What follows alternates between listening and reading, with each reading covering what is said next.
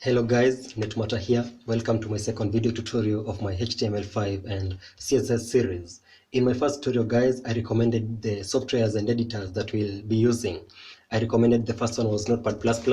I hope that you downloaded it. And the other one which I recommended was Sublime Text. So for me, I'll be using Sublime Text, and the reason is because Sublime Text come with so many colors, and it to me it just looks beautiful. As you can see this code over here, you can see there's this color here, there's this color.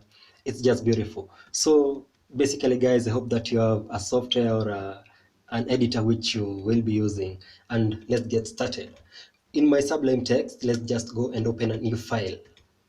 So this is the file where we are going to write all our HTML code. So let's first save this file, because you can't just save your HTML5 as a text file. There's a way which you're going to be saving our files. So just click on the file tab, click save as, and now we are going to choose the folder in which these our files will be located. For mine, I'll go to, yeah, there's a folder here, Netmatta, this folder HTML CSS, and let me just call it HTML intro. Now guys, we should add an extension which will tell the browser that what we are actually doing is HTML. So you just put a full stop there, and then you add the extension HTML, and you can now save your file. As you can see at the top here, my file is called htmlintro.html. Now this basically tells, the extension .html basically tells my browser that this guy is coding HTML, so the browser will render HTML5 on, and which you are going to be able to see now. So the first thing we are going to do, let me just put some HTML code here. I'm just gonna feed in. Yeah, and one more thing, the good thing with Sublime is that it has autocomplete.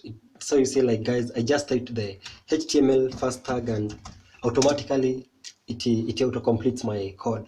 Let me zoom in so that you can be able to see clearly. So we are going to talk about these tags here. We have this first tag, iDoctype HTML.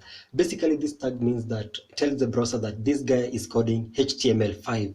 We have other versions of HTML. We have HTML4, which is not that, doesn't have that good qualities compared to HTML5. So this line here basically tells the browser that this guy is coding HTML5, and so render that text into as a HTML5 document. We have this first tag here. This is the opening tag of HTML. Like I told you guys, HTML is basically a markup language which contains tags. We have this first tag here, you can see it's a HTML tag, and we have this last tag here. The difference between these two tags is that the last tag has a backslash, which basically tells the browser that this is the last tag. So any content that goes in between these two tags, the HTML tags, will be captured as a HTML document. Then we have these head tags here, which enclose the title tags. We have the opening tag and we have the closing tag. So basically these anything that goes in here basically tells us about information that web page. We have the title tags here. We have the opening and the closing title tag. Basically now this one, the title tag gives us the title of that web page. And now we have the body.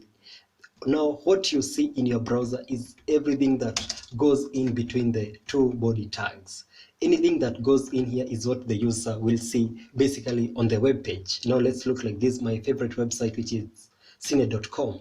Now everything that you guys can see here is in the body tags. It's in between the body tags. So guys, that's a good intro, and you know, you can now basically understand what HTML is.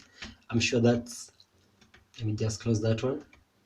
So with that short intro, I think now you guys, we can dig in and now start building our own web page. I hope now you have understood these tags, what they basically mean, and everything. You just keep in mind that everything that you write in HTML will basically go in between tags.